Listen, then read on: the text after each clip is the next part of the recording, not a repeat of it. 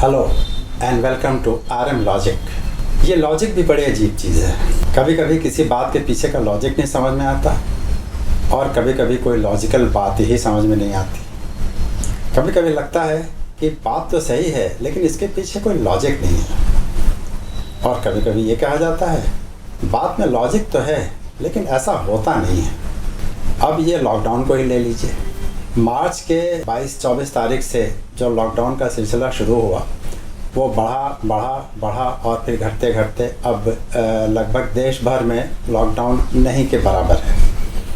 इसके बावजूद देश के कुछ हिस्सों में एक वीकेंड लॉकडाउन के तौर पर एक प्रयोग किया जा रहा है और यही नहीं, कई लोग इस तरह के लॉकडाउन के पक्ष में भी हैं। उत्तर प्रदेश के मुजफ्फरनगर ज़िले में वीकेंड लॉकडाउन के तौर पर सबसे पहला प्रयोग किया गया और जब वहाँ के डिस्ट्रिक्ट एडमिनिस्ट्रेशन ने यह निर्णय लिया तो वहाँ के व्यापारी और तमाम अन्य संगठन भी इसके समर्थन में थे। उनका कारण ये था कि उस पूरे क्षेत्र में कोरोना वायरस के केसेस बढ़ रहे थे और ये माना गया कि उसकी ग्रोथ को रोकने के लिए, इन्फेक्शन को बढ़ने से रोकने के लिए अगर वीकेंड लॉकडाउन करें, लोगों को इकट्ठा होने पर रोक हो, एक कर्फ्यू जैसी स्थिति हो सैटरडे और संडे या केवल संडे को, तो कम से कम जो ग्रोथ रेट है उसमें थोड़ी सी कमी आएगी। ये एक्सपेरिमेंट सफल भी हुआ है और अभी भी मुजफ्फरनगर में ऐसा वीकेंड लॉकडाउन हर हफ्ते किया जाता है। इसके अलावा उत्तराखंड के देहरादून में, मध्य प्रदेश के भोपाल में, उड़ीसा के कुछ शहरों में और पंजाब के कुछ शहरों में भी एक वीकेंड लॉकडाउन का एक्सपेरिमेंट पिछले कुछ समय से लागू है, जिसके पॉजिटिव रिजल्ट भी देखने को मिल रहे हैं। और माना जा रहा है कि इसकी वजह से कोविड के केसेस जिस गति से पहले बढ़ रहे थे उसमें कुछ रुकावट आई है और आगे आने वाले समय में ये माना जा रहा है कि इसका इन्फेक्शन का ग्रोथ रेट और भी कम होगा। इस बीच में कुछ जगहों से कई सर्वेस किए गए, कई स्टडीज़ की गई और ये भी पाया गया कि लॉकडाउन की वजह से कई लोगों के ऊपर एक पॉजिटिव इम्पैक्ट पड़ा है। लखनऊ के KGMU यानी कि किंग जॉर्ज मेडिकल यूनिवर्सिटी के एक सर्वे में ऐसा पाया गया कि कई लोगों ने लॉकडाउन की वजह से अपने ऊपर बेहतर ध्यान दिया, अपने स्वास्थ्य का बेहतर ख्याल रखा, जिसकी वजह से न केवल वे अपनी हेल्थ को बनाए रखने में सफल हुए बल्कि तमाम सारी और बीमारियों के केसेस में कमी आई। और यही नहीं, लोगों के जो अपने परिवार के साथ और अपने अन्य जो उनके करीबी लोग थे उनके साथ रिश्ते उनके बेहतर हुए।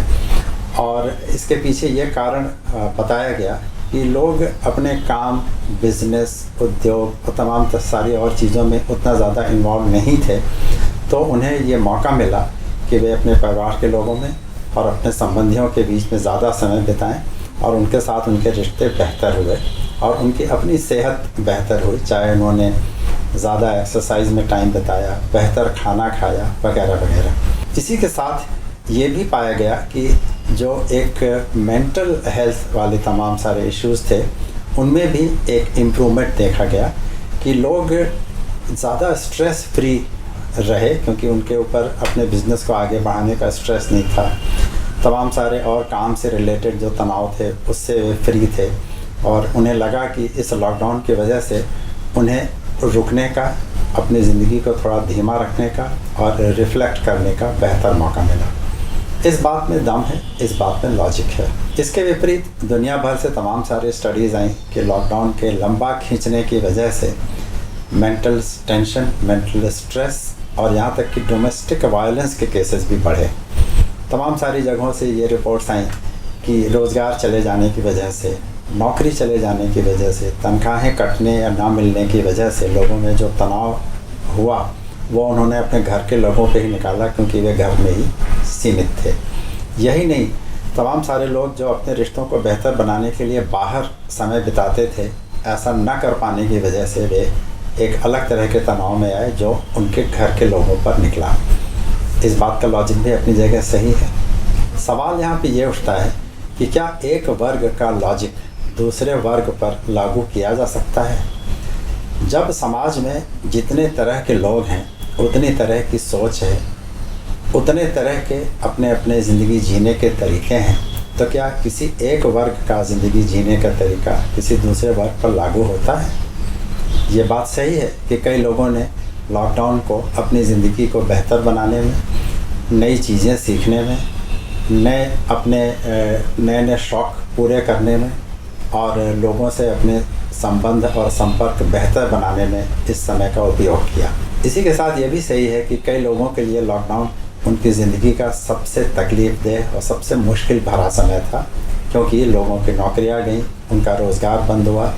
जो डेली वेजर्स थे या रोज़ कमा कर अपना परिवार चलाते थे, उनके लिए तो ख़ास तौर पे ये एक बहुत बड़ी मुसीबत का समय था और वे इस पूरे पीरियड को अपनी ज़िंदगी के सबसे ख़राब समय के तौर पर याद रखेंगे।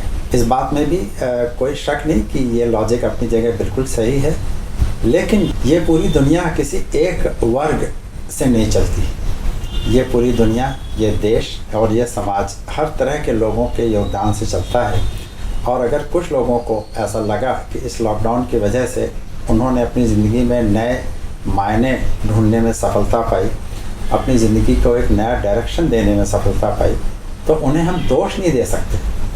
ये उनका अपना तरीका है और ये उन्हें अपनी ज़िंदगी को बेहतर तरीके से जीने का अधिकार देता है। ठीक इसी तरह से जिन लोगों को तकलीफ़ हुई, उनकी पूरी मदद करना हमारी सरकार का और समाज के हर व्यक्ति का दायित्व है, क्योंकि किसी को भी इस वजह से अपना परिवार चलाने में परेशानी नहीं होनी चाहिए कि एक बीमारी को रोकने के लिए पूरे देश में लॉकडाउन लागू किया गया। ये बात कहना शायद इसलिए ज़रूरी है कि कई बार इस तरह के कमेंट्स सुनने में आते हैं कि अगर किसी ने ये कहा कि लॉकडाउन से उन्होंने नई चीज़ें सीखी, अपनी ज़िंदगी को बेहतर किया, तो तुरंत उनके ऊपर ये आरोप लगता है कि वे इनसेंसिटिव हैं, वे दूसरे लोगों की तकलीफ़ों को नहीं समझते, वे दूसरे लोगों की पीड़ा को नहीं समझते। और वो ऐसा कैसे कह सकते हैं कि उन्होंने लॉकडाउन को एंजॉय किया या उन्होंने लॉकडाउन में अपने समय को बेहतर तरीके से बिताया। समझने की बात यह है कि उनका लॉजिक अपनी जगह सही है, जिनको तकलीफ़ हुई उनका लॉजिक अपनी जगह सही है। एक के कारण दूसरे पे हावी नहीं हो सकते और न ही इस तरह के कारणों को लादना चाहिए। लॉजिक की सबसे बड़ी खूबी भी यही है कि हर लॉजिक के पीछे जो एक तर्क या विचार होता है वो सच होता है उन परिस्थितियों के लिए और उन लोगों के लिए। इस बात को अगर हम याद रखें तो शायद हम एक दूसरे के प्रति अपने संबंध और अपने संपर्क को बेहतर बना सकते हैं। Thank you.